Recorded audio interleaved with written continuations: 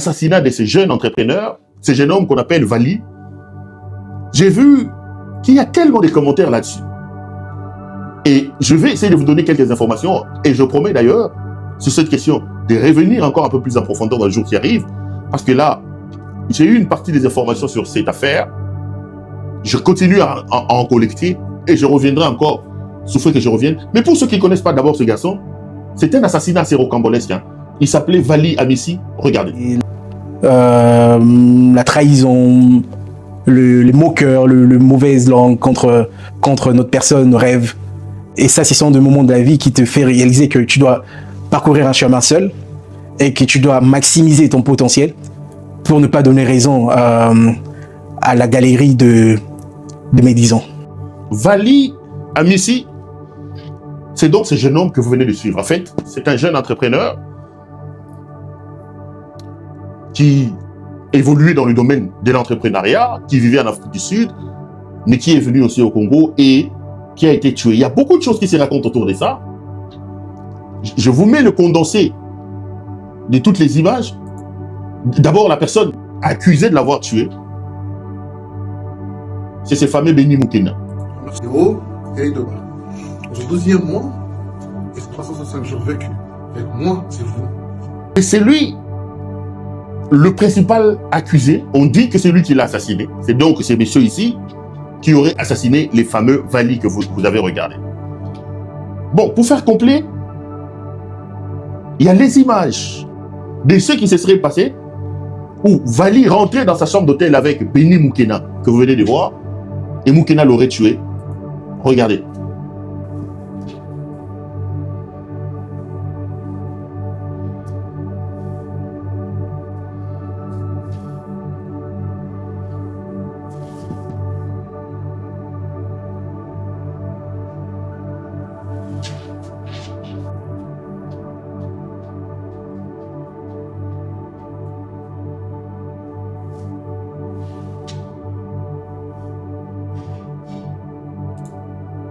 C'est un peu le sujet qui retient l'actualité aujourd'hui à Kinshasa.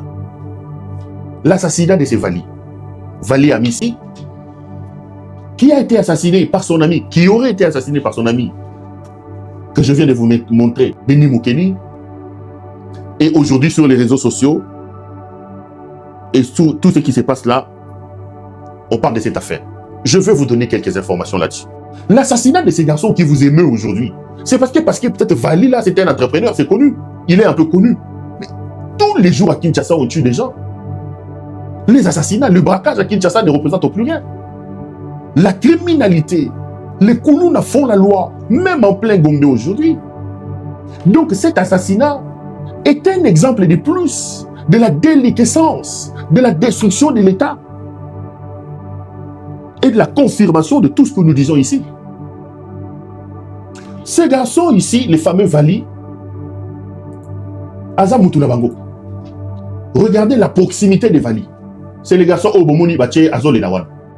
Ici, nous sommes au stade des martyrs, dans un match appelé les Léopards. Les jouisseurs et les Moutingelika étaient au match. Mais regardez le petit monsieur ici, comment il s'appelle encore? Le monsieur, oh, là, qui va dire, moi, non, comment il un médaille. Le monsieur ici, un médaille. Soit-disant ministre, un médaille à la tête de dette. À côté de monsieur, un médaille, le jeune homme est là, Vali Amissi. Donc, d'emblée, c'est un homme qui est proche d'eux. Et quand vous lisez les réseaux sociaux aujourd'hui, il y a même des gens qui accusent un médaille ici, Boudimbo, d'être derrière.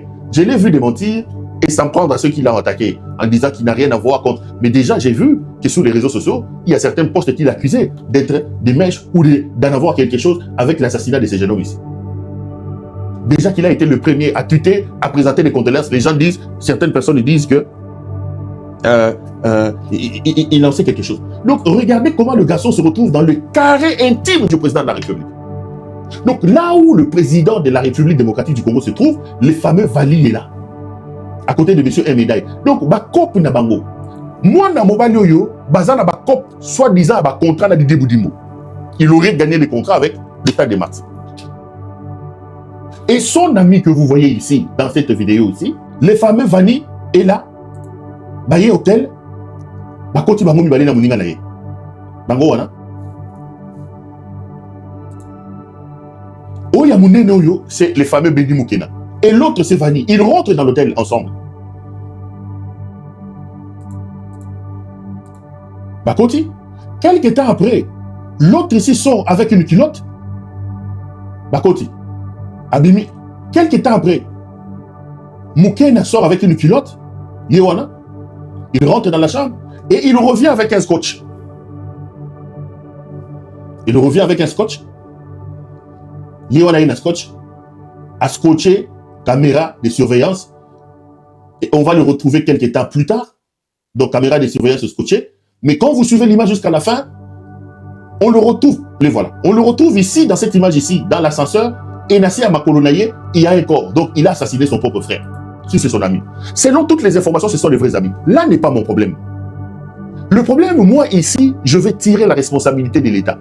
Parce que je n'ai pas envie d'entrer dans des petits détails ou des petites histoires là. De un, vous avez suivi le prétendu assassin, le fameux Moukena, Beni. Il dit Fachi Béton, Fachi Béton. Lui-même, Vali là, il a dit tout droit à toi, tout droit à toi, tout droit à toi. Donc, changer la constitution, le fameux Vali Yamis. Il lui mettait les histoires de AVC de Boudimbo. Bango, on a battu changement à la constitution, battu changement, 3 à 3, tout droit à 3. Donc, le Vali qui a été assassiné, pendant que nous on criait ici qu'il y avait l'insécurité dans ce pays, pendant que nous on disait que Tshisekedi était un incompétent, et lui et son présumé assassin, ils étaient en train de crier tout droit à 3, tout droit à 3. Asuki n'a 2. Asuki n'a 2. Parce que parfois, quand on dit des choses ici, les fameux bénéficiaires de ces actes de malfaisance, de malgouvernance de M. Tshisekedi, ont l'impression que nous sommes contre eux. Il le disait ici, moi, on a Vali, tout droit à toi, tout droit, fais-tu béton, Moukouantombolo, Talayeyo, Atelemi, Moukouantombolo, pouvoir Nabango. Pouvoir Nabango. Pouvoir Nabango Balouba. Tout droit à toi. Les lotos Zoloba, tout droit entre ciel et terre, tout droit de Nécopole, tout pouvoir Nabango, Azana, tout droit de Mali. Quand nous disons ici que ce monsieur est un incompétent, que ce monsieur est un bandit, que ce monsieur est un délinquant, nous le disons pour nous tous. Mais puisque vous avez quelques 2-3 avantages, 2-3 petits avantages, vous estimez que non, c'est un fatifort. Parce que toi, maintenant, tout droit à toi, il y en a comme tout droit dans les copoles. Moutabomi Yenani, tout droit à toi, il se Moukena. Mais je reviens à ce que je disais. Regardez la fragilité de l'État. Vali, soi-disant Vali, est décédé. On retrouve ce corps à l'extérieur d'un hôtel. Immédiatement après, le procureur émet un avis de recherche contre un certain Beni Moukena. Et lorsque vous lisez l'avis de recherche, le procureur dit clairement objet assassinat. Mais les amis, comment est-ce qu'une enquête qui vient de s'ouvrir dans un pays qui se veut de démocratie, comment les images de vidéosurveillance imputées à l'hôtel ou je sais pas moi se sont retrouvées sur les réseaux sociaux?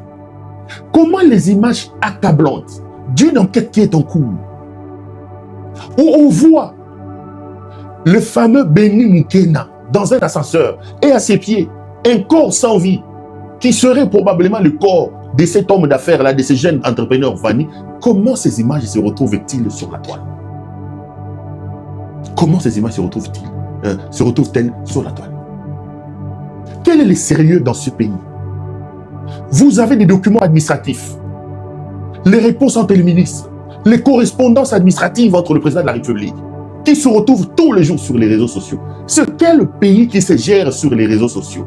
C'est quelle justice qui cherche à faire les buzz au point de diffuser les images d'une instruction secrète, d'une affaire qui est encore en phase préjuridictionnelle?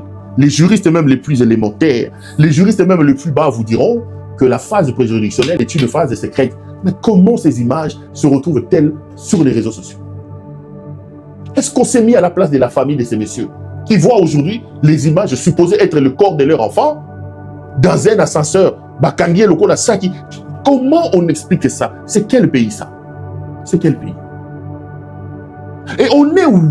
Pour qu'on tue quelqu'un dans une chambre ou d'un appartement ou d'un hôtel qui dispose même de caméras de surveillance, qu'on draine son corps, qu'on le mette dans un ascenseur, que l'assassin descende avec les corps dans un ascenseur, qu'il prenne le temps de drainer ce corps et de le jeter dans la rue et de prendre la poudre des escampins. Où était la sécurité? Où était ceci? Qu'est-ce qui se passe dans ce pays?